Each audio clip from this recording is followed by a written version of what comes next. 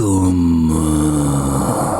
Howdy. It's coming up to the weekend, and I'm looking forward to it. Of course, we have to watch out for this storm Dennis that's heading our way. We just had a storm last weekend, and we're having another one this one. How much fun can you have? So what's really new in this beautiful world we live in? The Smollett guy has been re-indicted, I guess, on 6 counts, which is about goddamn time. How did he get away with it in the first place? I mean, it's pretty obvious he obviously did it, at least in my mind, and he never paid for it, you know? How can you have justice like that? Well, we can because, as we know, if you're amongst a certain group of people, you don't have to seem to follow the rules and regulations like everybody else does. And you can say and do anything you want without repercussions. On the other hand, if somebody else from the other side, the other group, says anything, the speech police is right on top of them and all hell breaks loose. And that's basically called bullying. And it's really, really widespread now, isn't it? It's so ridiculous.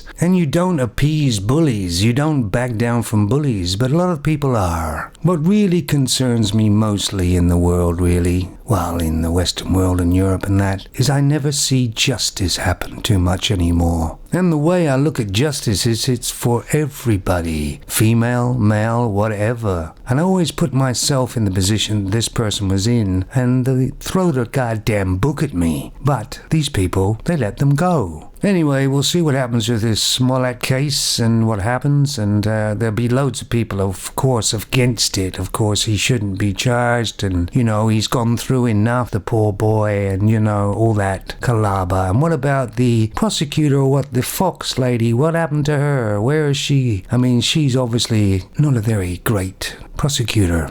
So something else I've noticed as well is that, you know, I remember when I was a younger man, still got my memory, and I remember that politics used to be in the news at election times and a few rare occasions during the year when something happened or whatever, but mostly it wasn't in the news that much because, let's be honest, politics is quite boring.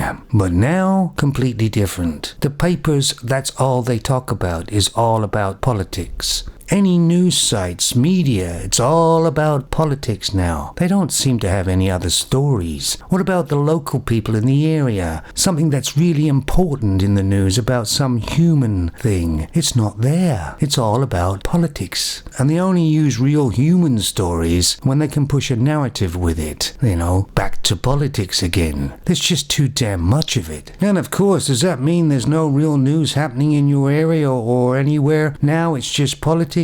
No, those things are still happening in your area or my area. We just don't know about them.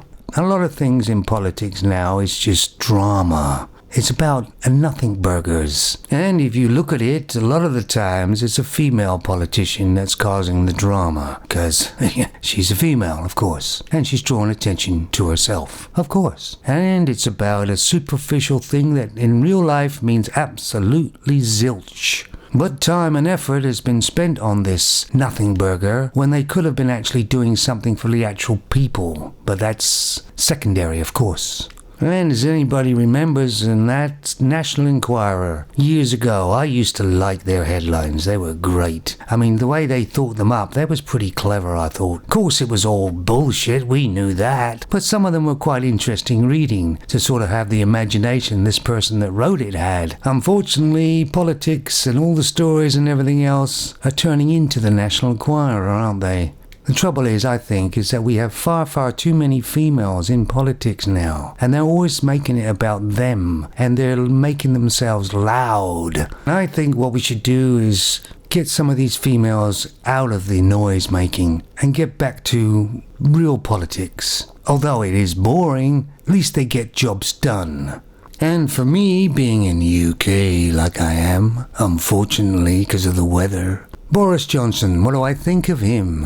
The jury is still out on that. For me, he hasn't actually done anything to show me how strong and how he will take Britain along the correct path.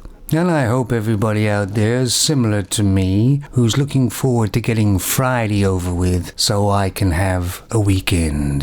And as I have a couple of days off, I might just go and see Birds of Prey. Oh, sorry, it's a different name now. So a film that was made by a female, for females, isn't doing very well. But they still don't blame themselves. They still blame men. How ironic and stupid is that?